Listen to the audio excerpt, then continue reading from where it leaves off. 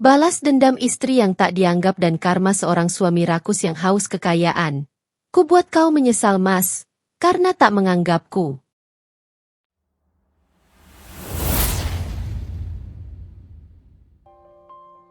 Namaku Jolina. Jika seseorang bertanya apa mimpiku, jawabanku sederhana.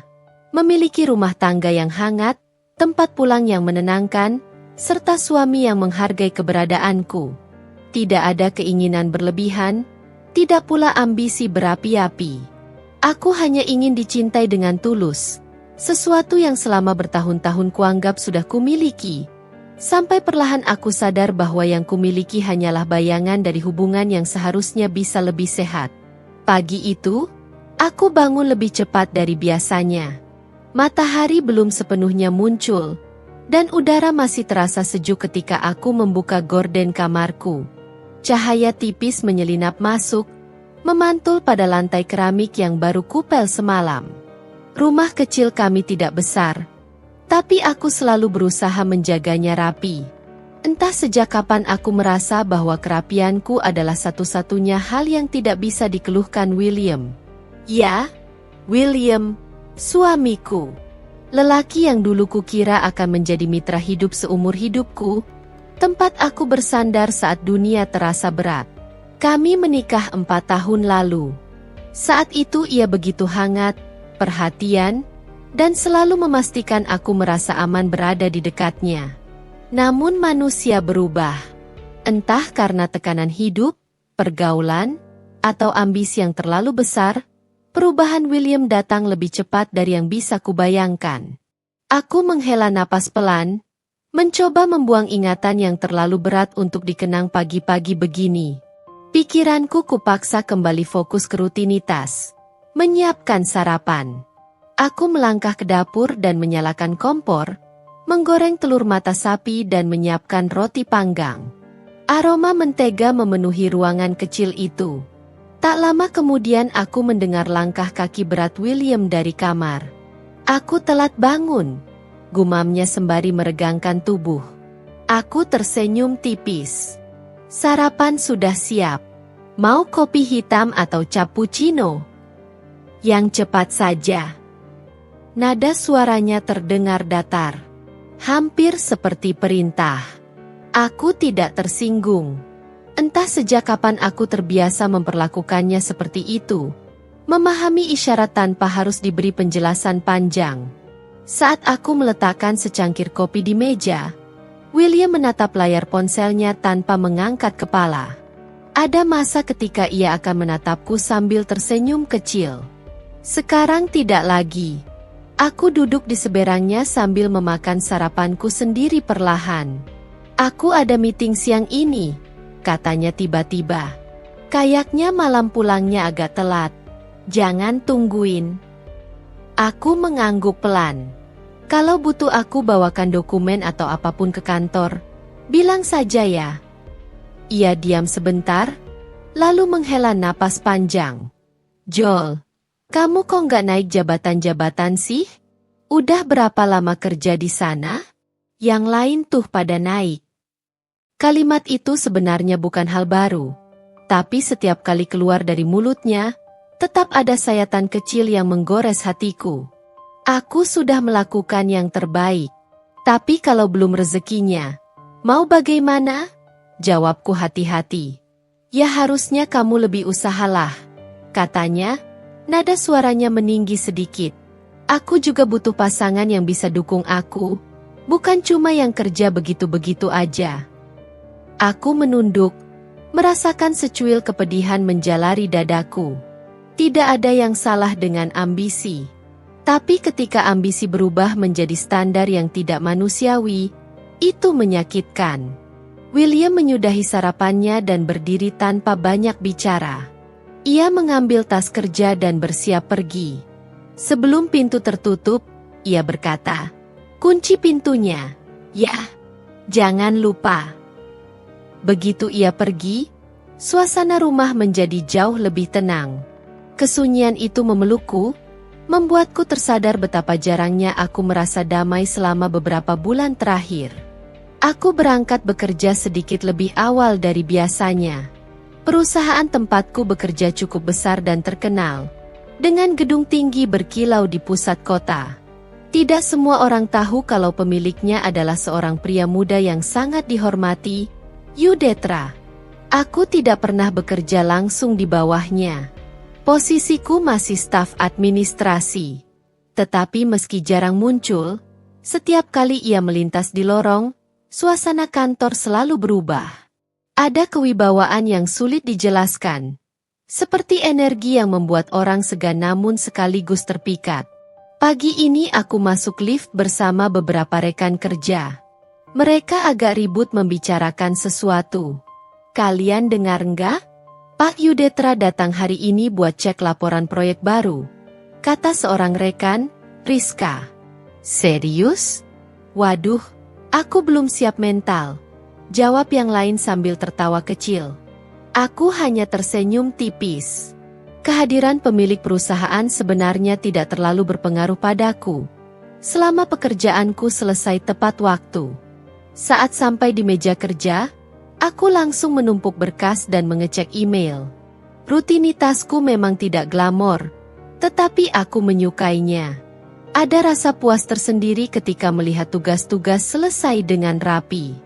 Beberapa jam bekerja membuatku lupa akan pertengkaran kecil pagi tadi. Sampai pada satu titik, suasana kantor tiba-tiba menjadi hening. Orang-orang menegakkan tubuh, beberapa wanita merapikan rambutnya, dan para pria memperbaiki dasi masing-masing. Itu hanya berarti satu hal, Yudetra hadir di lantai ini. Aku tidak berniat ikut-ikutan tegang. Tanganku masih sibuk mengetik ketika sebuah suara pelan terdengar dari balik meja. Selamat pagi. Aku menghentikan ketikan. Suara itu dalam dan tenang. Perlahan aku mengangkat kepala, dan di sana, berdiri di depanku, Yudetra. Aku sempat terpaku beberapa detik. Bukan karena ia tampan, meski ia memang memiliki wajah tegas dengan tatapan tajam, tapi karena jarang sekali ia menyapa staf secara langsung. Selamat pagi, Pak, jawabku akhirnya. Mencoba terdengar profesional meski jantungku berdetak sedikit lebih cepat. Yudetra menatap meja kerjaku yang penuh berkas teratur. Saya lihat laporan permintaan pembaruan data sudah masuk. Anda yang mengerjakan? Iya, Pak, jawabku. Ia mengangguk kecil, rapi dan jelas. Terima kasih. Lanjutkan seperti ini. Aku mengangguk sopan. Siap, Pak.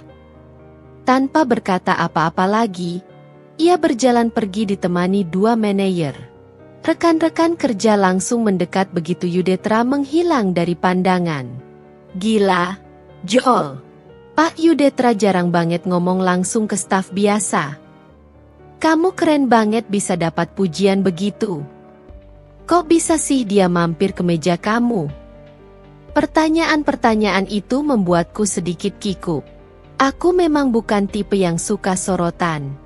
Aku cuma kerja sesuai tugas, jawabku sambil tertawa kecil.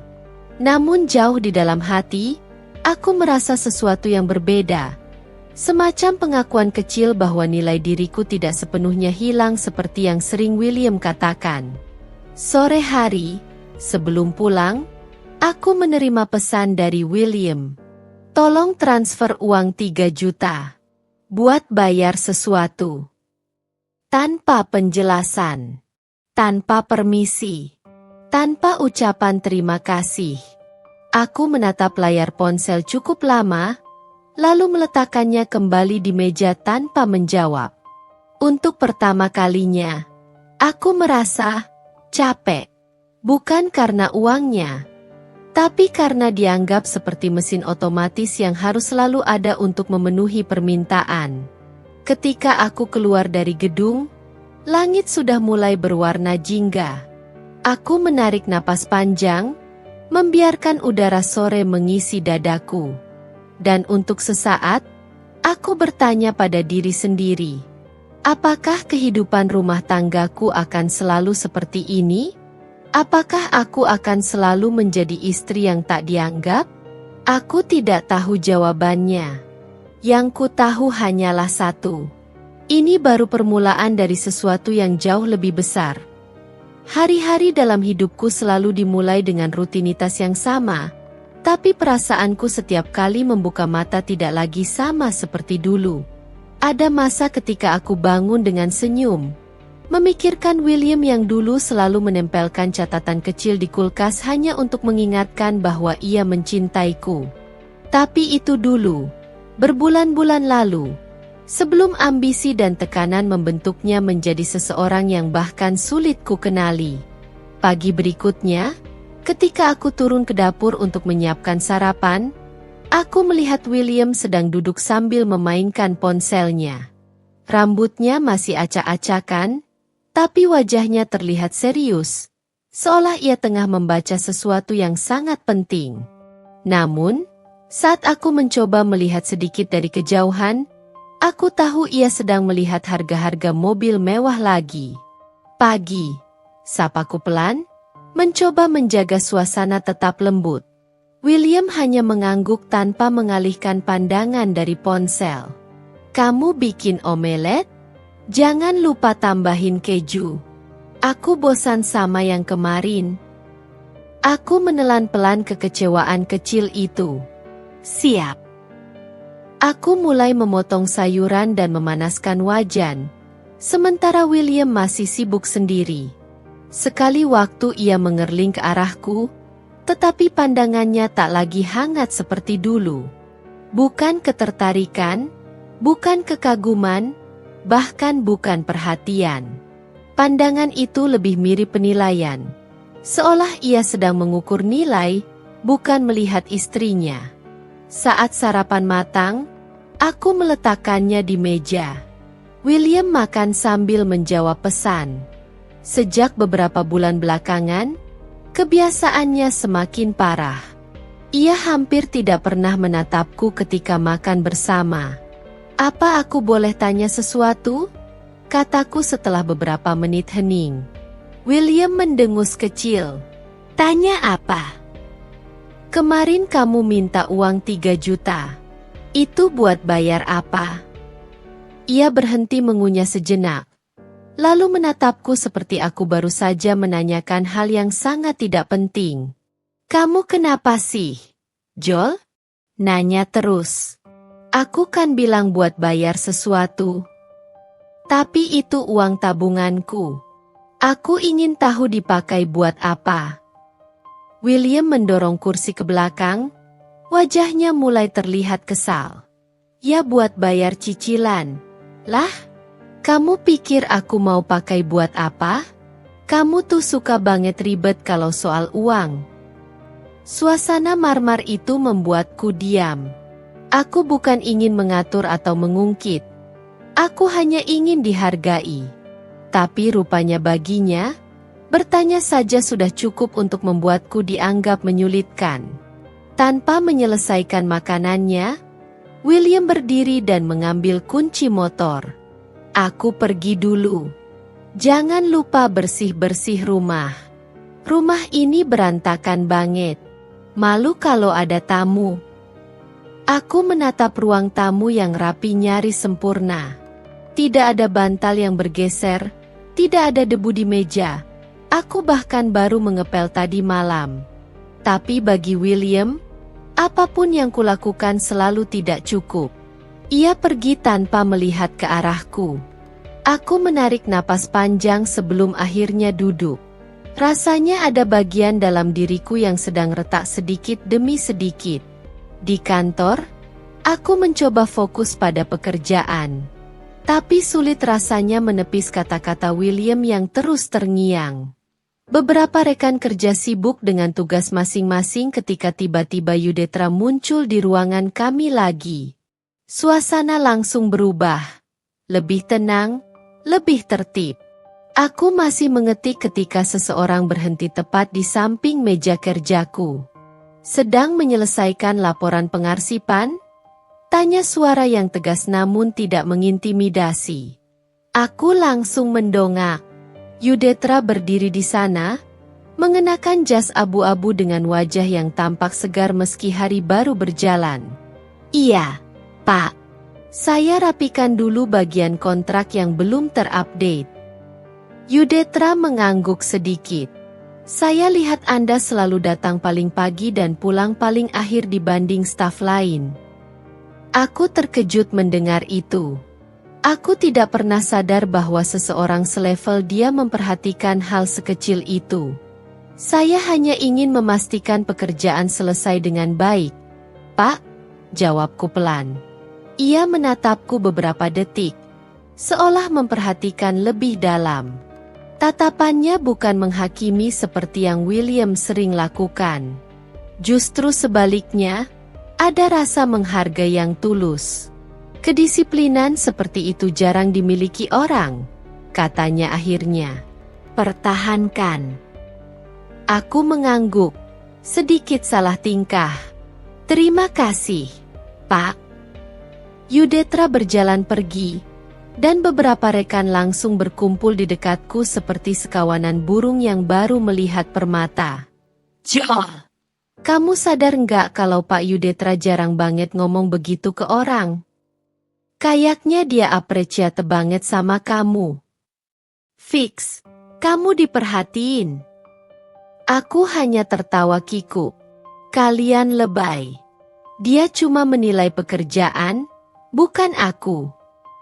Tapi meskipun aku menyangkal, hatiku terasa hangat. Bukan karena perhatian seorang pemilik perusahaan, tapi karena ada seseorang yang melihat usahaku, kerja kerasku, dan menghargainya dengan jujur. Sesuatu yang sudah jarang sekali William lakukan. Saat jam makan siang, aku duduk sendirian di pantry. Biasanya aku makan bersama Rizka. Tapi hari ini ia sedang dinas luar. Aku membuka bekal nasi yang kubawa dari rumah, mencoba menikmati waktu tenangku. Di tengah makan, ponselku berbunyi. William, jangan lupa bayar listrik. Aku nggak sempat. Kamu yang urus. Tidak ada kata tolong. Tidak ada penjelasan. Tidak ada sedikit pun rasa terima kasih. Aku memejamkan mata. Sampai kapan aku harus begini? Ketika aku membuka mata, aku melihat sosok Yudetra lewat di depan pantry. Ia melihatku sekilas, lalu berhenti dan sedikit menoleh. Kamu sudah makan? Tanyanya. Aku mengangguk cepat. Sudah, Pak. Bagus. Jangan lewatkan makan hanya karena pekerjaan. Nada suaranya ringan. Tidak berusaha menggurui. Aku tidak akan, Pak. Aku tersenyum kecil. Ia membalas senyum itu, sebelum akhirnya berjalan lagi. Sekilas saja, tapi cukup untuk membuat hatiku terasa ringan. Sesuatu yang jarang sekali kurasakan di rumah. Sore hari, hujan turun cukup deras. Setelah menyelesaikan semua pekerjaan, aku berjalan menuju halte bus.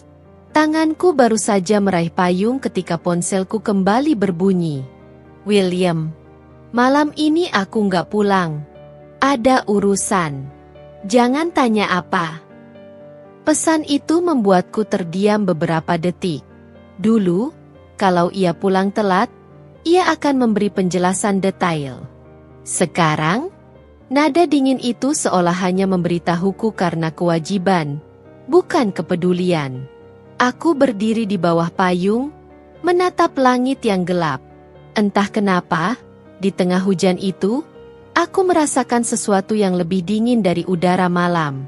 Dan aku sadar, hubungan kami bukan lagi rumah. Ia hanya tempat berteduh sementara bagi William. Bukan tempat ia ingin pulang. Aku memeluk diri sendiri, sambil dalam hati berbisik, kalau ini hanya permulaan, apa yang menungguku di depan? Hujan deras malam itu seperti mencerminkan isi hatiku. Ketika akhirnya sampai di rumah, tubuhku sudah lelah, dan pikiranku dipenuhi banyak pertanyaan yang tidak berani kujawab. Aku mengganti baju, membuat teh hangat, lalu duduk di sofa sambil menatap keheningan ruang tamu. Rumah kecil kami terasa terlalu sepi. Seakan-akan dinding-dindingnya ikut menyimpan rahasia yang tak pernah bisa kupecahkan. William bilang ia tidak pulang malam ini. Tidak ada penjelasan. Tidak ada rasa bersalah. Dan semakin aku memikirkan hal itu, semakin aku sadar bahwa ia telah berubah menjadi seseorang yang sangat kucintai tapi tidak lagi kukenal. Teleponku berbunyi. Aku berharap itu William, tapi ternyata Rizka. Halo, Joel. Kamu belum tidur, kan? Suaranya ceria seperti biasa. Belum. Ada apa? Aku mau bilang, besok pagi kantor bakal agak sibuk. Ada evaluasi mingguan sama Pak Yudetra. Kayaknya staf administrasi bakal dapat giliran awal. Aku terdiam sejenak. Oh, baik. Terima kasih infonya. Jangan tegang, Joel. Kamu kan kerjanya rapi. Lagian kemarin aja dia sampai puji kamu. Itu jarang banget terjadi. Tahu? Aku tersenyum kecil. Meski ia tidak bisa melihat. Iya, mudah-mudahan besok lancar. Setelah menutup telepon, aku kembali memandang ke arah pintu rumah. Rasanya aneh ketika menunggu seseorang yang tidak berniat pulang. Bahkan aneh karena aku masih memikirkan alasan mengapa ia harus memberi kabar tanpa penjelasan. Kupaksakan diriku untuk tidur lebih awal. Tapi ketika aku berbaring, bayangan tatapan Yudetra kemarin tiba-tiba muncul. Tatapan menghargai. Tatapan yang memberi rasa bahwa usahaku diakui. Berbeda jauh dengan tatapan suamiku yang selalu penuh tuntutan. Keesokan paginya, aku datang lebih awal ke kantor. Hujan semalam membuat udara pagi terasa segar. Setelah menaruh tas di meja, aku mengecek ulang berkas-berkas yang kemungkinan akan ditanyakan saat evaluasi nanti. Beberapa staf mulai berdatangan, dan suasana sedikit tegang. Ketika pukul 9 tepat, manajer memanggil semua staf administrasi ke ruangan rapat kecil. Begitu masuk, Yudetra sudah ada di sana.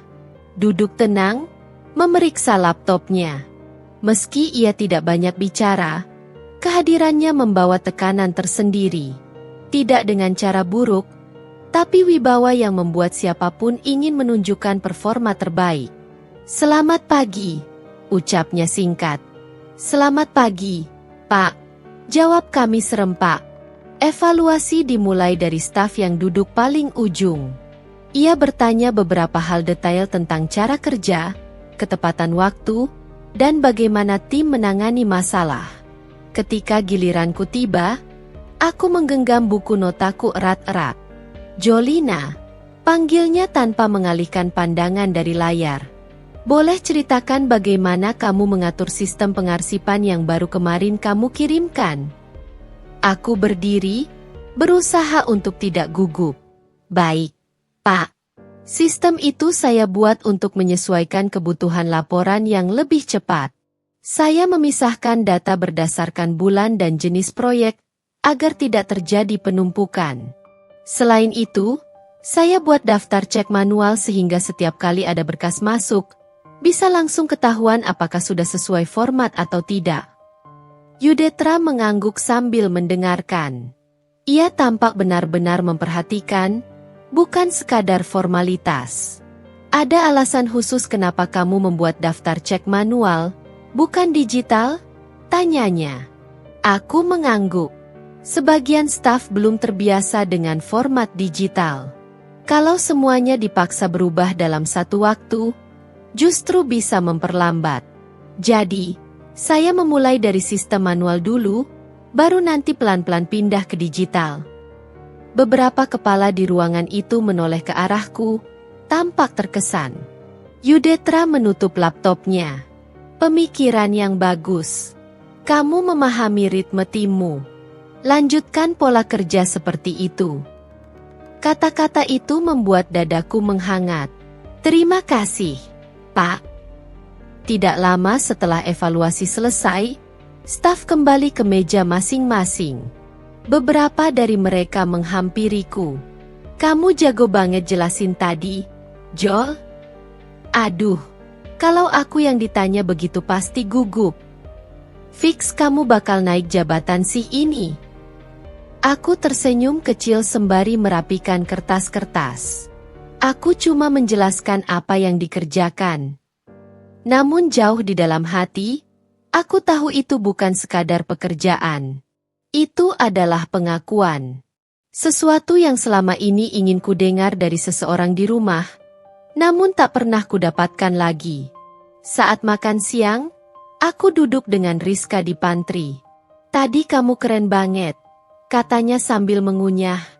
Lihat deh, kayaknya Pak Yudetra respect banget sama kamu. Yah, semoga aja kerjanya bisa bikin tim lebih efisien, jawabku sambil tersenyum. Rizka memperhatikanku beberapa detik sebelum berkata, Joel, boleh aku jujur sedikit? Aku meneguk teh hangatku sebelum mengangguk. Boleh. Kenapa? Kamu kelihatan beda, katanya lirih. Bukan cuma karena kerjaan, tapi kayak kamu lagi banyak pikiran. Aku menutup kotak bekalku pelan. Aku cuma sedang menjalani hari-hari yang agak berat di rumah. Rizka tidak bertanya lebih jauh. Ia hanya meletakkan tangannya di punggung tanganku sebentar. Kalau kamu butuh cerita, aku ada. Terima kasih, jawabku dengan suara pelan. Sore hari, sebelum pulang, aku menerima pesan dari William. William, kamu pulang jam berapa? Anehnya, bukan kalimat itu yang membuat jantungku berdebar, tapi kata berikutnya. Aku butuh uang lagi. Tanganku berhenti di atas keyboard. Berapa kali ia meminta uang dalam 1 bulan ini? Berapa kali ia memintanya dengan nada yang sama? Tanpa penjelasan, tanpa rasa hormat? Aku membalas pelan. Aku. Untuk apa lagi, William? Ia membalas cepat. William, urusan penting. Jangan banyak tanya. Aku menutup ponselku pelan-pelan, berusaha mengatur napas agar tidak marah. Tapi hatiku terasa pedih. Sejak kapan aku hanya dianggap sebagai dompet berjalan? Saat aku keluar dari kantor, hujan sudah reda. Aku berjalan menuju halte bus dengan langkah lambat. Namun sebelum sempat turun tangga, seseorang memanggilku. Jolina. Aku menoleh. Yudetra berdiri di sana, dengan payung hitam di tangannya. Sedang menunggu bus? Tanyanya. Aku mengangguk sopan. Iya, Pak. Turun hujan lagi kayaknya. Biar saya antar, katanya singkat. Aku langsung menggeleng cepat. Tidak usah, Pak. Saya terbiasa naik bus. Tapi hari ini becek sekali. Yudetra menatapku dengan nada yang tidak memaksa, tapi sulit ditolak. Lagi pula saya lewat arah yang sama. Aku ragu. Memberi tumpangan kepada pemilik perusahaan adalah hal yang sangat asing bagiku. Tapi cara Yudetra berbicara tidak mengandung maksud aneh. Justru sangat profesional. Baik, kalau memang searah, jawabku akhirnya.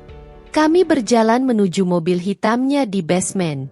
Saat masuk, aroma lembut parfum interior memenuhi ruangan. Mobilnya bersih, rapi, mencerminkan kepribadiannya. Rumahmu jauh? Tanyanya sambil menyalakan mesin. Tidak terlalu, Pak. Perjalanan berlangsung dalam hening beberapa menit. Tapi bukan hening yang canggung. Lebih seperti ketenangan yang langka kurasakan. Hingga akhirnya Yudetra berkata, tadi saat evaluasi, saya lihat kamu sangat menguasai pekerjaanmu. Aku menoleh, sedikit terkejut. Saya hanya ingin membantu tim bekerja lebih rapi, Pak. Dan itu kamu lakukan dengan baik, balasnya. Saya menghargai orang yang bekerja dengan hati. Aku tidak tahu harus menjawab apa. Kata-katanya langsung menusuk sebuah ruang kosong di dalam diriku. Ruang yang sudah lama tidak tersentuh apresiasi. Terima kasih, Pak, jawabku lirih. Yudetra melirikku sekilas sebelum kembali fokus ke jalan. Kapan terakhir kali seseorang memujimu atas kerja kerasmu? Pertanyaan itu membuat dadaku sesak. Karena jawaban sebenarnya adalah, aku tidak ingat. Beberapa menit kemudian, mobil berhenti di depan gang rumahku. Terima kasih banyak sudah mengantar, Pak, ucapku sembari membungkuk sedikit. Sama-sama. Ia tersenyum tipis. Hati-hati di jalan. Aku turun pelan, menutup pintu mobil dengan hati-hati. Saat Yudetra pergi, aku berdiri cukup lama di tempat. Bukan karena sesuatu yang romantis, namun karena aku belum pernah merasa dihargai seperti itu dalam waktu yang sangat lama. Ketika masuk rumah, kegelapan menyambutku. Sunyi, kosong. William belum pulang. Dan entah kenapa, untuk pertama kalinya, aku merasakan rumah ini bukan lagi tempatku. Aku duduk di sofa, menatap layar ponsel. Beberapa menit kemudian, pesan baru masuk dari William. Sekalian beliin aku rokok. Aku otu. Tanpa terima kasih. Tanpa peduli. Dan tanpa sadar, aku menggenggam ponselku terlalu erat. Seolah berusaha menahan sesuatu yang ingin pecah. Kesabaranku. Jam dinding di ruang makan menunjukkan pukul 8 malam ketika aku baru saja selesai mencuci gelas terakhir. Rumah sudah sunyi. Hanya suara detik jam yang terdengar. William belum pulang. Sudah 2 jam lewat dari waktu yang biasa. Tidak ada pesan, tidak ada panggilan, bahkan tanda telah dibaca pun tidak muncul di layar ponselku. Aku berdiri sejenak di pintu dapur, menatap meja makan yang hanya terisi 1 piring. Sejak beberapa bulan terakhir, meja itu seperti hanya mengenal namaku. William selalu mengelak makan di rumah dengan alasan rapat atau lembur. Namun aku bisa merasakan ada sesuatu yang jauh lebih besar daripada sekadar pekerjaan. Aku menarik napas panjang, lalu berjalan ke ruang keluarga. Lampu temaram membuat ruangan terasa lebih dingin dari biasanya. Di sofa, aku duduk dan menatap layar ponsel. 3 panggilan tak terjawab terkirim tadi sore. Tak satu pun dibalas. Apa aku memang tidak penting lagi baginya? Pertanyaan itu muncul, menusuk seperti duri halus yang tak terlihat.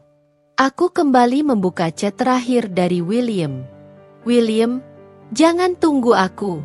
Lembur. Hanya itu. Dingin. Sing. Aku mengetik balasan, hati-hati pulang. Namun tak pernah kukirimkan. Rasanya percuma. Perhatianku sudah tidak berarti apa-apa. Sekitar pukul 9:15 menit, suara pintu depan akhirnya terdengar. William masuk dengan langkah berat namun tidak tergesa. Dia tidak tampak seperti orang yang kelelahan setelah lembur. Tatapannya kosong, namun aroma parfum asing yang ikut masuk bersama tubuhnya begitu jelas menusuk hidungku. Aku berdiri dari sofa. Sudah pulang? Tanyaku pelan, berusaha tidak mencurigai, meski hatiku sudah jatuh dari tempatnya. William mengangguk tanpa menatapku. Ya, lelah. Mau mandi. Aku memperhatikannya melepas jas. Kerah kemejanya sedikit kusut, dan ada noda lipstik samar di dekat ujungnya. Warna merah gelap yang tidak menyerupai warna lipstik manapun yang kumiliki. Jantungku serasa berhenti. William, panggilku perlahan. HM. Aku cuma ingin tahu, apa kamu benar-benar lembur? Dia berhenti mengancingkan kemejanya. Diam beberapa detik. Tidak menoleh. Lalu berkata, kamu mulai lagi. Nada suaranya dingin seperti es yang baru dikeluarkan dari freezer. Aku hanya bertanya. Jawabku, mencoba tetap tenang. Jolina, aku capek. Jangan buat masalah.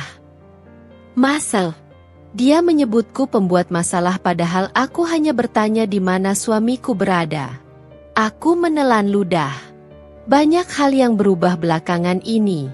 Kamu sering pulang larut, tidak makan di rumah, dan suaraku melemah saat kata itu hendak keluar, dan aku mencium parfum. William berbalik, menatapku untuk pertama kalinya malam itu. Mata yang dulu selalu memandangku dengan sayang, kini berubah dingin dan penuh ketidakpedulian. Sudahlah, Jo. Jangan paranoid. Saya tidak paranoid, kataku pelan. Saya hanya merasa, kamu jauh. Dia mengambil ponsel dari kantong celana, menekan beberapa tombol, dan tanpa memandangku lagi ia berjalan menuju kamar. Aku mandi dulu. Tidak ada pelukan. Tidak ada ciuman, tidak ada ketertarikan, tidak ada rasa pulang. Hanya lewat begitu saja seperti aku ini penghuni tak penting. Aku memejamkan mata beberapa detik. Begitu pintu kamar tertutup, seluruh benteng yang coba kutahan roboh begitu saja. Air mata jatuh tanpa perlawanan. Aku masuk ke kamar saat William sudah berada di kamar mandi. Suara air mengalir memenuhi ruangan. Aku menatap tempat tidur yang kini terasa seperti padang luas yang memisahkan kami. Di meja samping tempat tidur, ada ponsel William. Sesuatu yang jarang terjadi karena dia biasanya begitu menjaga benda itu. Dadaku langsung berdebar. Aku tidak boleh. Tapi, bisikku pada diri sendiri. Aku duduk perlahan dan meraih ponselnya. Mengunci layar. Password. Tentu saja. Namun saat aku hendak meletakkannya kembali, ponsel itu tiba-tiba berbunyi. Notifikasi masuk. Dari seorang kontak tanpa nama. Hanya simbol hati kecil berwarna merah. Pesan itu muncul jelas. Sudah sampai rumah? Terima kasih untuk malam ini. Dunia seakan berhenti. Tanganku bergetar keras. Suaraku tercekat. Semua rasa sakit yang selama ini kutahan menyeruak keluar seperti pintu banjir yang jebol. Saat itu pintu kamar mandi terbuka. William keluar dengan handuk melilit pinggang. Ketika dia melihat ponselnya di tanganku, wajahnya langsung berubah. Jolina, apa yang kamu lakukan? Aku berdiri perlahan. Mataku menatapnya tanpa berkedip, tanpa suara, tanpa sisa ketakutan. Jadi selama ini alasan kamu pulang terlambat. Dia menghela napas kasar. Kamu tidak seharusnya buka ponselku. Aku tidak membukanya. Pesannya muncul sendiri. Suaraku bergetar, tapi tatapanku tidak memalingkan diri. William, kamu selingkuh. Hening. Jawaban paling mematikan. William menatapku seperti menatap seseorang yang merepotkan hidupnya. Jolina, aku sedang dekat dengan seseorang. Kalimat itu menusukku begitu dalam. Dekat? Ulangku lirih. Kamu pulang dengan parfum perempuan lain, membawa noda lipstik, mengabaikanku. Itu bukan dekat, William. Itu pengkhianatan. Dia mengusap wajahnya. Kesal. Kita sudah lama tidak cocok. Kamu terlalu sensitif. Aku butuh ketenangan, bukan drama setiap hari. Setiap kata darinya terasa seperti palu yang menghantam hati. Aku menatapnya tanpa suara, menahan gemetar yang mulai merayap di seluruh tubuhku. Baik, kataku akhirnya, dengan suara yang tak kukenali sendiri. Kalau begitu, mulai hari ini, aku tidak akan mengejarmu lagi. Aku melewati dia, membuka pintu kamar, dan keluar tanpa menoleh. Untuk pertama kalinya dalam pernikahan ini, aku merasa hampa, tetapi juga mulai sadar. Sadar bahwa cintaku tidak akan pernah cukup untuk seseorang yang hanya menghitung nilai dari segi manfaat. Dan William, bukan lagi rumah. Dia adalah badai. Dan aku belum tahu Tapi malam itu aku mulai merasakan sesuatu yang akan berkembang menjadi kekuatan. Kekuatan yang diam-diam akan menjadi awal dari balas dendamku. Aku duduk sendirian di teras belakang rumah, ditemani cahaya lampu taman yang redup dan secangkir teh yang sudah hampir dingin. Pikiranku masih berputar-putar pada kalimat yang meluncur dari mulut William tadi. Aku sedang dekat dengan seseorang. Begitu enteng, begitu dingin. Seolah aku ini hanya gangguan kecil yang menghambat langkahnya menuju kenyamanan baru. Aku menatap ke arah halaman gelap yang tak berubah sejak pertama kali kami pindah ke rumah ini. Dulu halaman itu terasa seperti masa depan. Tempat aku membayangkan menjemur pakaian bayi, menanam bunga bersama suami yang kucintai, dan menikmati sore bersama keluarga kecil kami. Namun malam ini, bayangan itu runtuh satu persatu. Telapak tanganku mengepal di atas meja. Aku tidak pantas diperlakukan seperti ini, gumamku pada malam yang diam. Dan untuk pertama kalinya, aku benar-benar percaya akan hal itu. Pagi berikutnya aku bangun dengan kepala berat dan mata bengkak. William masih tidur di sisi kanan, atau lebih tepatnya, di bagian kasur sebelah sana yang sengaja ia biarkan dingin antara kami. Kami sudah seperti dua orang asing yang kebetulan berbagi atap. Aku bangkit perlahan, mengambil handuk, dan masuk kamar mandi tanpa menoleh ke arahnya. Saat aku keluar, William sedang duduk di tepi tempat tidur sambil melihat ponselnya. Ia bahkan tidak menatapku saat berkata, "Aku pulang agak malam lagi." Suara datarnya membuat dadaku mengeras. "Baik," jawabku singkat. Mungkin ia menunggu aku bertanya, "Kenapa? Dengan siapa? Kapan pulang?" Seperti biasanya. Tapi tidak kali ini. Untuk pertama kalinya, aku tidak memberinya reaksi apapun. Dan aku bisa merasakan ia sedikit heran, meski dia berusaha menutupinya. William berdiri, merapikan jam tangannya, lalu berkata, "Ini biasa. Jangan kamu buat masalah." Aku hanya mengangguk. Ketika ia pergi ke kamar mandi, aku menatap punggungnya yang masuk ke balik pintu. Dalam diam aku berbisik, "Kamu yang membuat masalah, William. Bukan aku." Di meja makan aku menyiapkan sarapan sederhana. Roti panggang, telur setengah matang, dan kopi panas. Kebiasaan lama yang tetap kulakukan meskipun hatiku sudah remuk berkeping-keping. Tidak ada lagi rasa ingin membuatnya bahagia. Yang tersisa hanya rutinitas. Dan mungkin, sisa-sisa harga diriku yang memaksaku untuk tetap terlihat tegar. William duduk tanpa berbicara. Ia makan dengan cepat, lebih cepat dari biasanya. Matanya sesekali melihat ke ponselnya yang diletakkan terbalik seperti menyembunyikan sesuatu. Aku ingin sekali bertanya siapa yang mengirim pesan itu semalam. Tapi sekarang, aku sedang belajar melepaskan keinginan itu. "Jolina," ucap William setelah meneguk kopi. "Nanti sore aku mungkin tidak pulang. Ada acara perusahaan." "Acara perusahaan?" "Tentu saja." "Baik," jawabku, tetap tenang. William melirikku sekilas. "Kamu? Gak apa-apa." "Aku baik," jawabku sambil menatapnya langsung. Untuk sesaat aku bisa melihat sedikit kegugupan di matanya. Mungkin ia sadar ada sesuatu yang berubah. Ia meraih ponselnya dan berdiri. "Aku berangkat."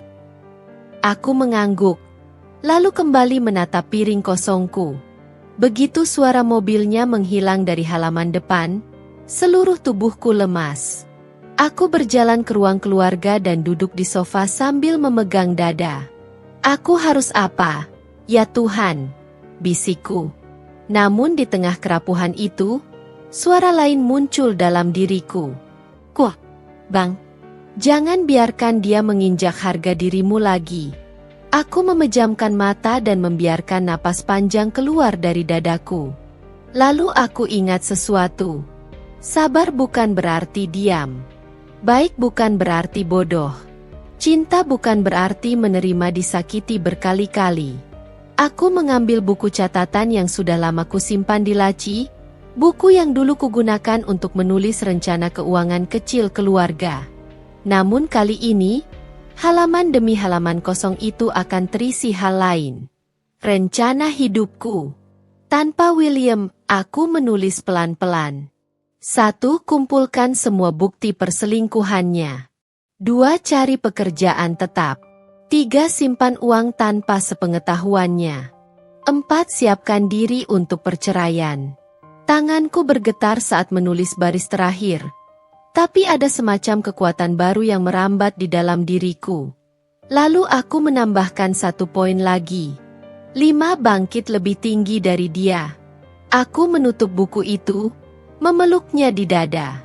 Siapapun perempuan ketiga itu, siapapun yang membuat William lupa diri, akan dia bayar mahal pada akhirnya. Aku tidak akan membalas dengan tangan kosong.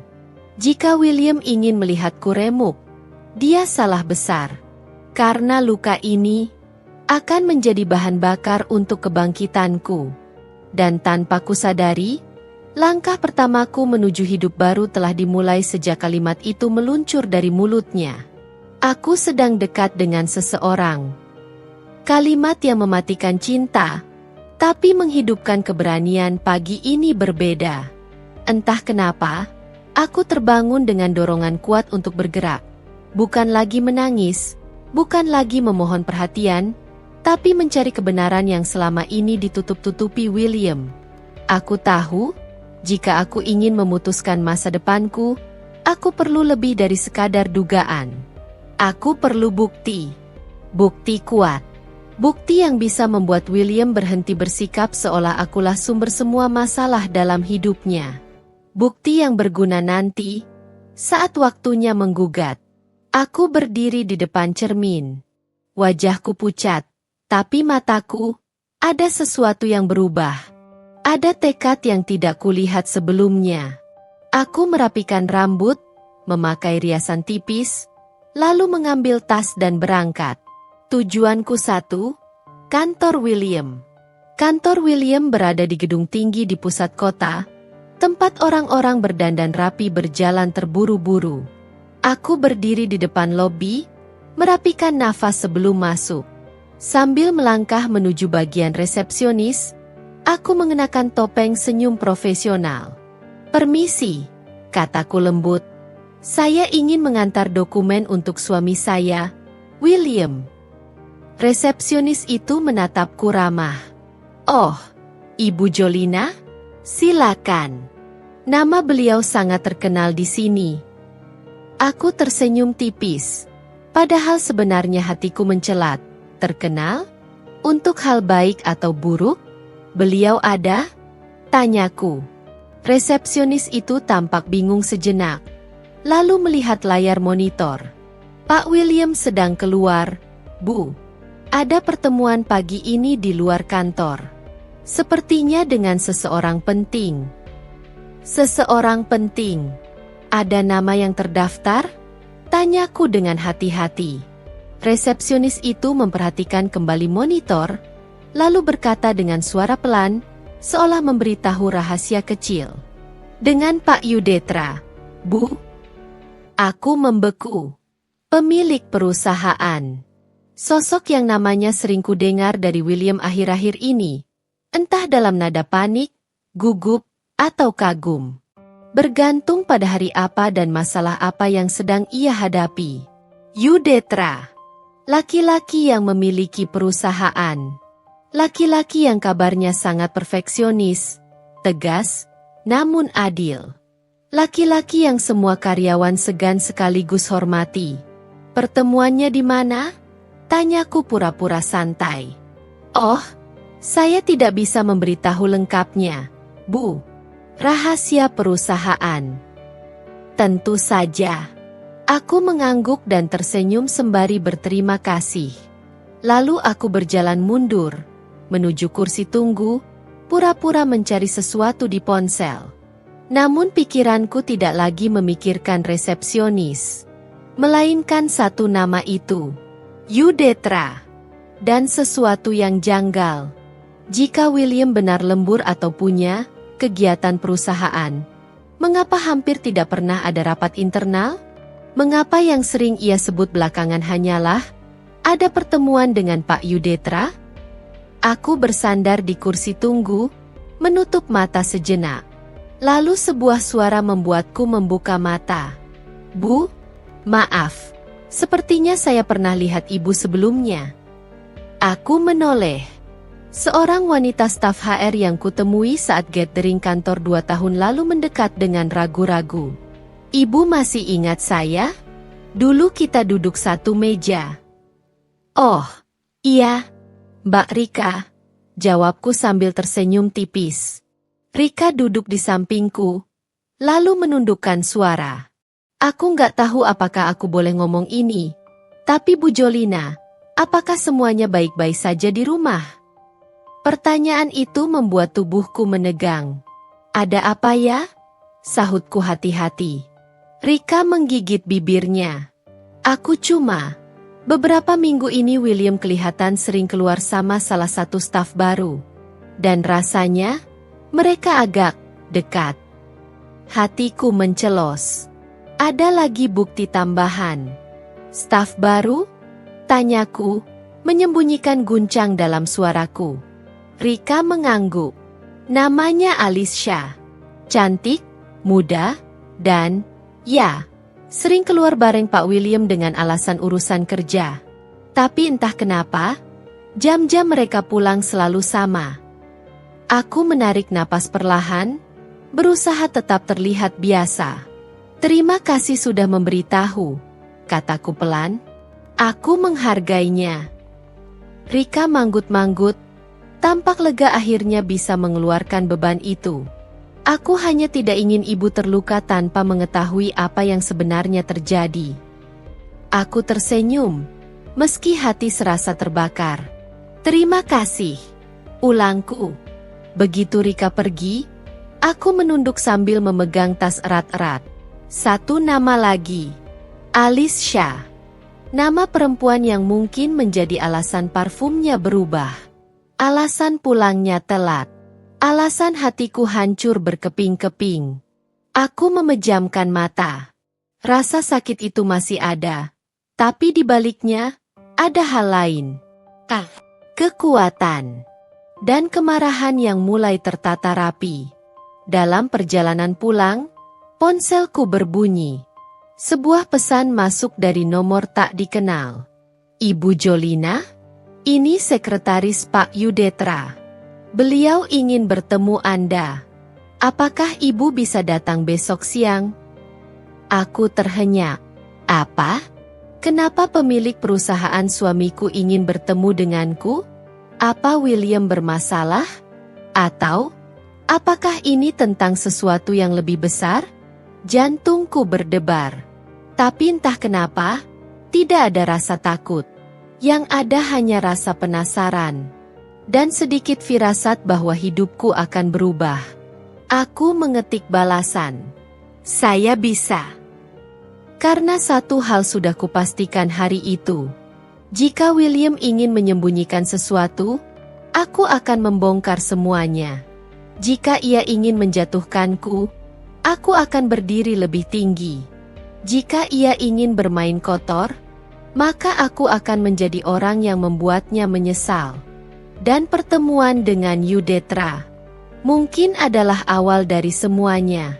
Besok siangnya aku berdiri di depan pintu kaca besar bertuliskan, Ruang Direktur Utama, Yudetra Pratama.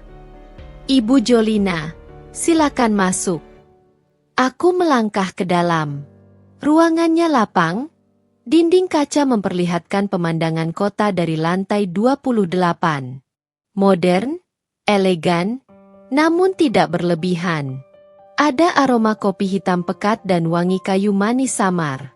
Di balik meja kerja besar, seorang pria berdiri sambil menutup map dokumen. Yudetra. Selamat siang, Ibu Jolina, katanya sambil mengulurkan tangan. Suaranya dalam, mantap. Aku menyambut ulurannya. Selamat siang, Pak Yudetra. Sentuhan tangannya hangat, kontras dengan kesejukan ruangan. "Silakan duduk," ucapnya. Aku duduk di sofa kulit hitam yang nyaman. Ia ikut duduk di seberangku, tetapi tidak ada kesan bahwa ia ingin membuat jarak atau menunjukkan kekuasaan. Atmosfernya berbeda dari yang kubayangkan. Profesional, namun penuh otoritas. "Apa Anda ingin minum sesuatu?" tanyanya. "Air putih saja, Pak." Sekretarisnya segera menyajikan minuman, lalu keluar dan menutup pintu pelan. Kini ruangan hanya berisi aku dan Yudetra. Ia memandangku sejenak sebelum akhirnya berkata, "Sebelumnya, saya ingin meminta maaf apabila undangan mendadak ini membuat Anda terkejut."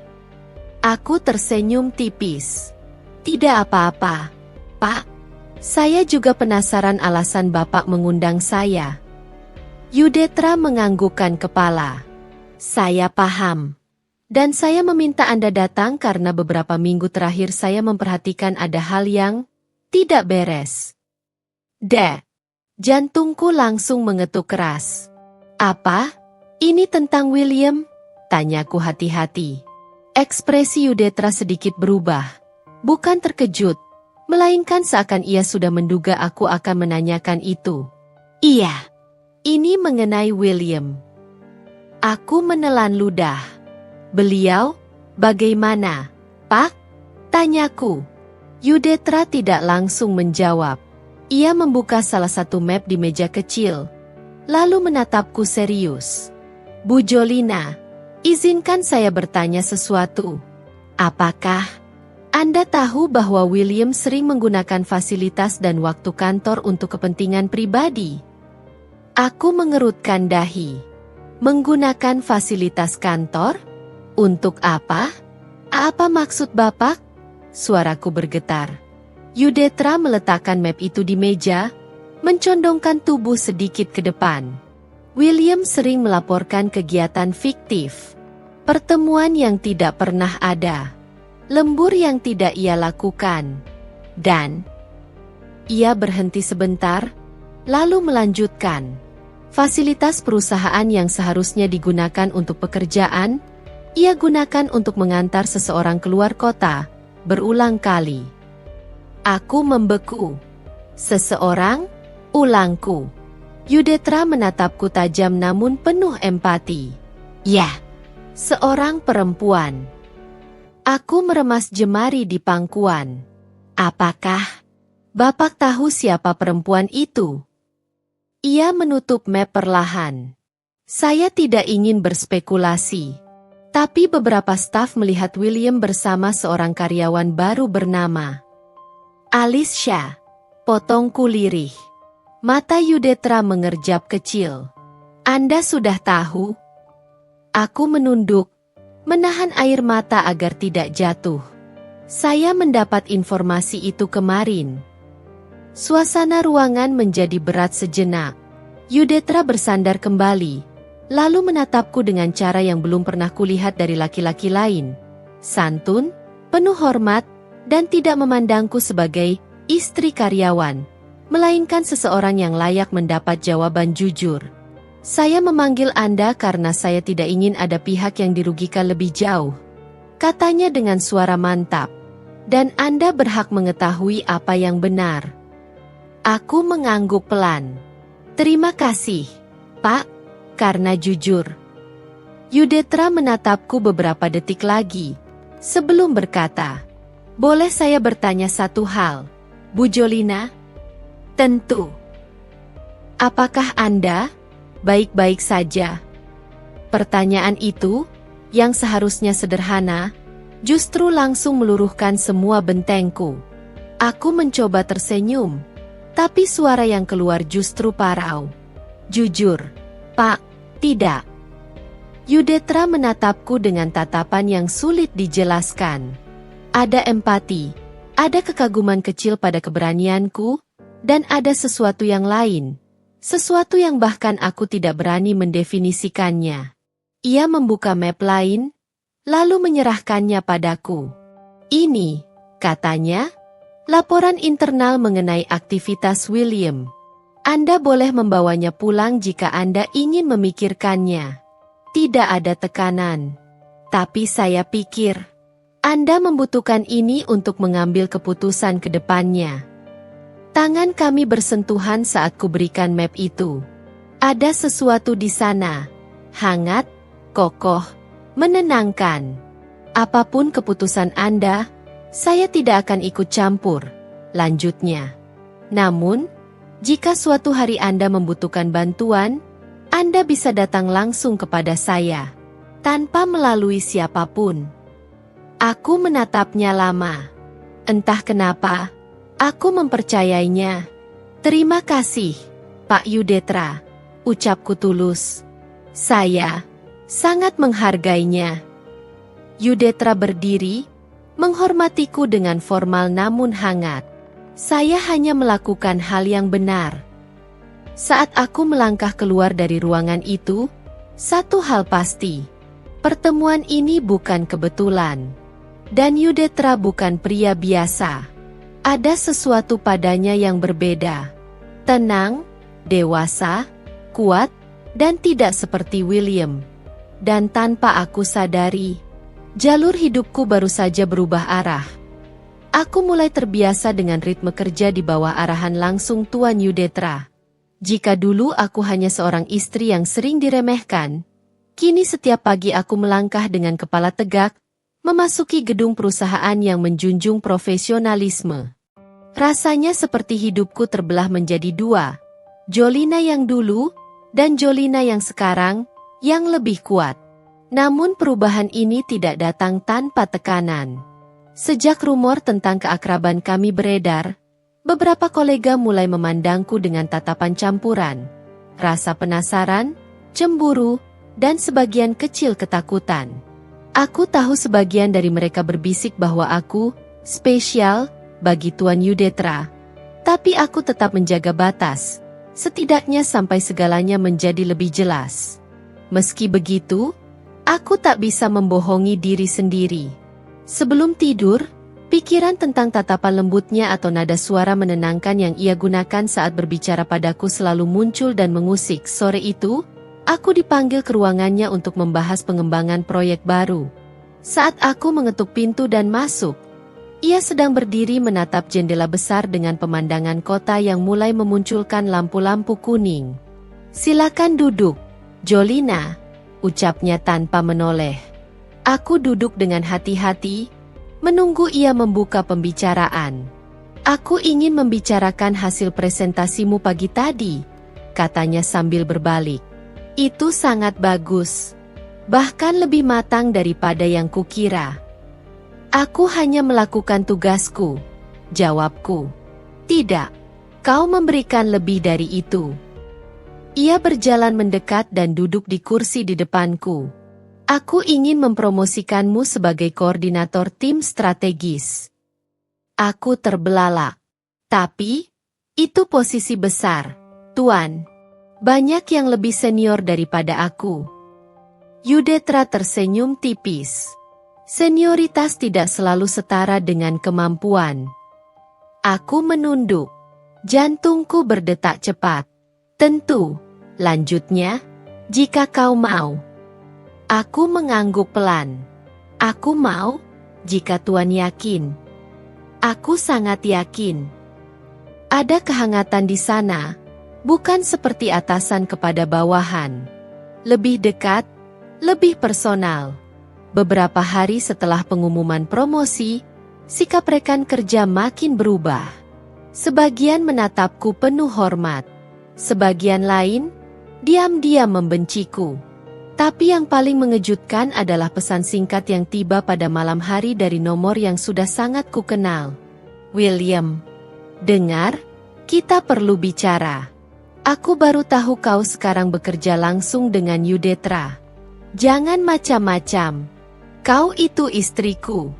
Aku menatap layar ponsel lama. Rasa kesal naik begitu saja. "Istrimu? Saat aku berjuang sendirian? Saat kau sibuk mengejar wanita lain demi harta?" Aku mengabaikan pesannya. Namun rupanya ia tak berhenti. William, kalau kau pikir aku akan diam melihat kau dekat dengan bosku, kau salah besar. Tangan kiriku mengepal.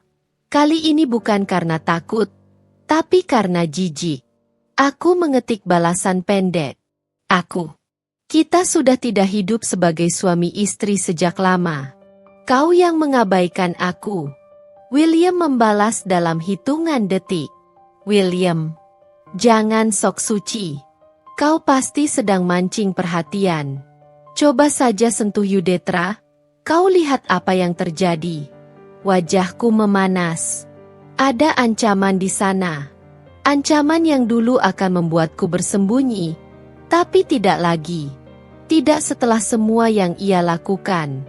Saat itu juga, aku memutuskan membicarakan hal ini dengan Yudetra. Bukan untuk mencari perlindungan, tapi agar tidak terjadi kesalahpahaman yang bisa merusak reputasiku. Pagi berikutnya, aku mengetuk pintu ruangannya. Tuan, aku ingin membicarakan sesuatu yang mungkin sedikit pribadi. Ia mengisyaratkan aku untuk masuk sepenuhnya dan duduk. Ada apa? Aku menarik napas dalam. William menghubungiku semalam. Tatapan Yudetra berubah seketika. Ada ketegasan yang sulit diabaikan. Apa yang dia katakan? Aku tidak ingin membuat masalah, tapi dia menuduhku macam-macam. Bahkan mengancam. Wajahnya mengeras. Dia tidak berhak mengancammu, apalagi setelah apa yang dia lakukan padamu. Aku terdiam. Aku hanya tidak ingin urusan pribadi mengganggu pekerjaan. Yudetra menopang dagu. Izinkan aku mengurus ini. Tuan. Jolina. Potongnya. Suaranya lembut namun tegas. Aku tidak akan membiarkan seseorang memperlakukanmu seperti itu. Tidak di luar, dan tidak di perusahaan ini. Ada sesuatu di nada suaranya. Sesuatu yang lebih dari sekadar perlindungan seorang atasan. Saat aku berdiri untuk kembali ke meja kerja, ia memanggilku lagi. Dan satu hal lagi, ucapnya sambil menatapku dalam. Kau tidak sendirian lagi. Kata-kata itu menahanku di tempat. Menenangkan. Berbahaya, karena hatiku meresponsnya terlalu cepat. Aku hanya bisa mengangguk kecil sebelum keluar dari ruangannya. Di lorong panjang menuju ruanganku, aku menyadari sesuatu. Hidupku mulai bergerak ke arah yang tak pernah kubayangkan. William mulai panik. Yudetra mulai membuka pintu baru. Dan aku, untuk pertama kalinya melihat masa depan yang bukan hanya berisi rasa sakit, tapi juga peluang untuk bangkit dan membalas. Hari-hari setelah pengangkatan posisiku sebagai koordinator tim strategis terasa seperti pusaran baru dalam hidupku. Aku semakin sibuk, semakin dihargai, dan semakin sering berinteraksi langsung dengan Tuan Yudetra. Namun bersamaan dengan itu, William semakin sering menunjukkan gejalanya. Panik, marah, gelisah, dan takut kehilangan sesuatu yang sebenarnya sudah ia buang sendiri. Sore itu, saat aku baru saja keluar dari ruang meeting, ponselku bergetar bertubi-tubi. Sesuatu dalam dadaku berkata bahwa gangguan itu berasal dari satu-satunya orang yang paling ingin kuabaikan. Benar saja. William, 10 panggilan tak terjawab. William, 18 pesan masuk. Aku menghela napas panjang. Aku tidak berniat membuka satu pun. Tapi rasa penasaranku menang. Kutekan satu pesan secara acak. William, kita harus bicara.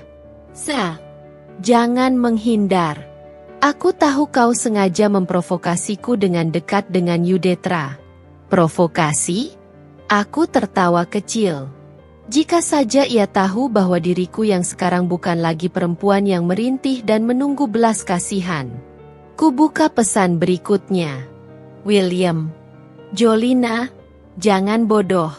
Kau pikir Yudetra suka padamu karena apa? Dia itu pemain. Dia cuma memanfaatkanmu. Alisku angkat tinggi. Sungguh ironis. Mendengar lelaki yang memanfaatkanku selama bertahun-tahun menuduh orang lain melakukan hal yang sama. Tapi pesan berikutnya membuatku berhenti bernapas selama beberapa detik. William, kalau kau tidak berhenti, aku akan bongkar semuanya. Semua tentang pernikahan kita. Jangan paksa aku. Mataku menyipit. Ada tekanan, ada ancaman, ada sesuatu yang ia sembunyikan.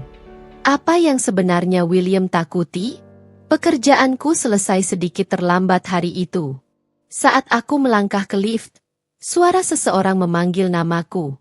Jolina. Aku menoleh.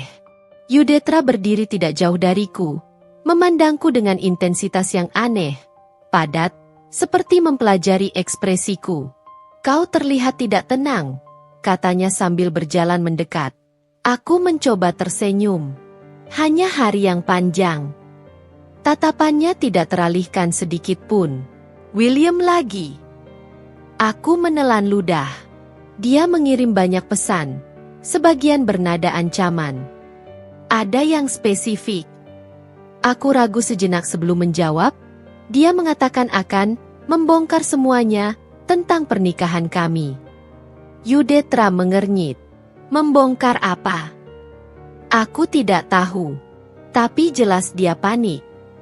Yudetra menatapku lama sekali, sebelum akhirnya berkata dengan suara dalam dan mantap, "Kalau kau sudah siap, ajukan cerai. Beri batasan yang jelas. Jangan biarkan dia terus mengendalikan hidupmu." Dek, aku memalingkan wajah, bukan karena tidak setuju, tetapi karena kata-katanya menyentuh sesuatu yang rapuh dalam diriku. Cerai. Kata yang dulu terasa seperti jurang, kini seperti jembatan menuju kebebasan. Jolina, lanjutnya, suaranya rendah. Aku ada di pihakmu. Apapun langkahmu nanti. Ada pengakuan diam yang menggantung di udara antara kami. Aku mengangguk. Terima kasih, Tuan. Untuk sesaat aku ingin menambahkan sesuatu. Tentang rasa teduh yang kurasakan tiap ia ada di dekatku. Tapi aku menahan diri. Saat aku tiba di parkiran basement, mataku menangkap siluet seseorang berdiri di samping mobilku. Tubuhku langsung siaga. William. Ia tampak kacau. Rambut berantakan, mata merah, wajah kusut seperti seseorang yang sudah kehilangan kendali. Jolina, serunya sambil mendekat. Kita perlu bicara. Aku mundur setengah langkah. William, jangan buat keributan di tempat kerja. Kita bukan siapa-siapa lagi. Itu dia, ujarnya menunjuk tepat ke arahku. Itu yang membuatku gila. Kau bahkan tidak peduli lagi padaku. Karena kau tidak pernah peduli padaku, jawabku dingin. Jangan membalikkan cerita. Sosoknya tampak gemetar. Entah karena marah atau takut. Kau tidak boleh dekat-dekat dengan Yudetra. Kau tidak tahu siapa dia sebenarnya. Aku memicingkan mata. Lalu siapa dia menurutmu? William menelan ludah, lalu berkata dengan suara yang hampir berbisik, dia bisa menghancurkan hidupku. Aku kaget. Apa maksudmu? Ia mengusap wajahnya dengan kasar. Aku pernah melakukan kesalahan di perusahaan. Dan Yudetra pasti akan menemukan itu. Kalau dia tahu, aku habis. Karierku hancur. Masa depanku selesai. Aku terdiam. Di sanalah rahasianya. Itu yang dia takutkan. Itu yang membuatnya panik. Itu yang membuatnya menghubungiku berkali-kali. Jadi, ini semua karena ketakutanmu? Tanyaku tajam. Aku butuh kau untuk menenangkannya. Ia memohon. Yudetra dekat denganmu. Kau bisa memintanya menutup mata. Lindungi aku, sebagai istriku. Aku menatapnya lama sekali, lalu aku tersenyum tipis. Senyum yang tidak pernah bisa ia baca. William, kataku pelan. Kau lupa satu hal penting. Ia mengernyit. Apa? Aku bukan lagi perempuan yang kau kendalikan. Kulangkahkan kakiku melewatinya tanpa menoleh lagi, meninggalkan William berdiri di sana dengan wajah pucat ketakutan. Malam itu, untuk pertama kalinya, aku memutuskan. Sudah waktunya memutus semua ikatan. Sudah waktunya membuatnya menyesal pagi itu. Aku menatap berkas di tanganku cukup lama. Bukan karena ragu, tapi karena ingin merasakan betapa berharganya momen ini. Kertas gugatan cerai. Tanda bahwa aku akhirnya memutuskan rantai yang menahanku bertahun-tahun. Kertas yang selama ini hanya kubayangkan, kini nyata berada di genggamanku. Aku sudah lelah hidup dalam bayang-bayang William. Lelah menjadi perempuan yang dipaksa diam saat diperlakukan tidak adil. Dan lelah menunggu keajaiban dari seseorang yang tidak pernah menghargai kehadiranku. Saat aku menuju kantor pengadilan untuk menyerahkannya, napasku terasa lebih ringan, langkahku lebih tegas, dan dunia terasa lebih luas. Beberapa hari setelah gugatan masuk, berita itu menyebar dengan cepat. William menghubungiku tak terhitung banyaknya. Namun pesannya yang satu ini membuatku menatap layar cukup lama. William, kau tidak mungkin serius. Jolina, kita bisa membicarakan ini. Aku hilaf. Kau tidak bisa menceraikan aku begitu saja. Aku menutup ponsel tanpa membalas. Lucu sekali. Saat aku masih memohon sedikit perhatian, ia yang mengabaikan. Saat aku sudah tidak butuh lagi, justru ia yang memohon. Sore itu, aku kembali menghadap Yudetra untuk laporan mingguanku. Ia menyambutku dengan tatapan yang sulit kupahami, campuran bangga, lega, dan sesuatu yang lebih dalam dari itu. Kau sudah memantapkan keputusanmu? Tanyanya setelah aku selesai melapor.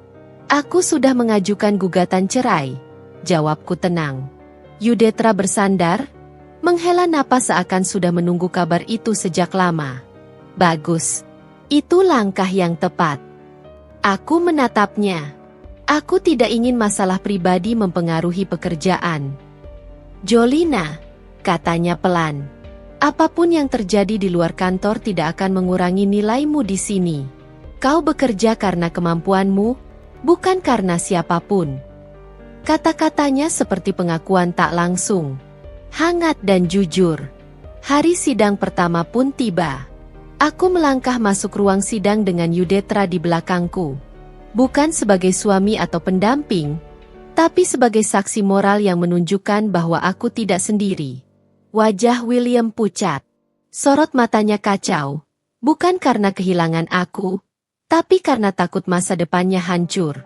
Aku bisa melihat rasa paniknya saat ia menyadari posisiku kini jauh lebih kuat daripada dirinya. Hakim menanyakan alasan perceraian. Aku menjelaskan semuanya dengan tenang. Pengabaian, kekerasan verbal, penghinaan, perselingkuhan terselubung, dan tekanan mental. William mencoba membantah, tapi bukti yang kubawa, rekaman suara, pesan, saksi, semuanya terlalu kuat untuk ia hindari. Dan ketika hakim mengetuk palu dan berkata, permohonan cerai dikabulkan, aku menutup mata. Kebebasan. Akhirnya, William berdiri dengan wajah hancur, memanggil-manggil namaku, namun aku hanya melewatinya tanpa menoleh. Tidak ada lagi tempat untuk masa laluku. Beberapa minggu kemudian, kejatuhan William benar-benar terjadi. Audit internal menemukan penyalahgunaan anggaran di departemen tempat ia bekerja dulu. Kesalahan yang selama ini ia takut Yudetra temukan, akhirnya terbongkar. Ia diberhentikan secara tidak terhormat. Reputasinya runtuh. Dan semua itu, tanpa aku harus menggerakkan satu jari pun. Itu bukan balas dendamku. Itu buah dari perbuatannya sendiri. Karma yang menjemputnya pada waktunya. Suatu malam, setelah pekerjaan selesai, Yudetra memintaku menemani makan malam di restoran yang tenang. Tidak seperti pertemuan formal biasanya, suasananya kali ini lembut, hangat, dan pribadi. Jolina, katanya sambil menatapku, kau sudah melewati banyak hal. Dan aku tidak ingin menekanmu atau membuatmu merasa terburu-buru. Tapi, aku ingin kau tahu satu hal. Aku menahan napas. Aku ingin menjadi bagian dari hidupmu, bukan sebagai atasanmu, tapi sebagai seseorang yang menghargaimu, yang melihatmu apa adanya, yang ingin menjaga dan berjalan bersamamu. Jantungku berdetak begitu keras hingga hampir terdengar di seluruh ruangan. Jika itu terlalu cepat, aku akan menunggu, lanjutnya. Tapi aku ingin jujur. Aku menghirup napas panjang, merasakan beban masa lalu perlahan luruh. Yudetra. Aku menatap matanya, dan untuk pertama kalinya aku benar-benar membiarkan diriku melepaskan semua rasa takut dan luka. Aku juga ingin melangkah maju denganmu. Senyum yang muncul di wajahnya membuat dada hangat. Malam itu, di bawah cahaya lampu restoran yang lembut, Yudetra menggenggam tanganku, bukan untuk menguasai, tapi untuk melindungi. Dan aku menggenggam balik. Tanpa ragu, beberapa bulan setelah perceraian disahkan, aku dan Yudetra secara resmi menjalin hubungan. Bukan hubungan yang terburu-buru atau penuh sensasi, tapi hubungan yang dewasa, tenang, dan saling menghargai. William? Ia pindah kota setelah reputasinya hancur total. Hidupnya menjadi bayangan dari dirinya yang dulu sombong dan rakus. Dan meski aku sering mendapat kabar tentang kejatuhannya, aku tak pernah merasa perlu menertawakannya. Balas dendamku bukan membuatnya jatuh. Balas dendamku adalah berhasil bangkit dan bahagia tanpa dia. Kini aku tidak hanya menjadi koordinator, tapi dipromosikan menjadi salah satu kepala divisi. Hidupku stabil, tenang, dan dipenuhi cinta yang sehat. Dan ketika Yudetra melamar aku setahun kemudian dengan cincin sederhana namun penuh makna, aku tahu satu hal. Aku bukan lagi perempuan yang tidak dianggap. Aku adalah perempuan yang memilih hidupnya sendiri. Dan itulah kemenangan terbesar. Selesai.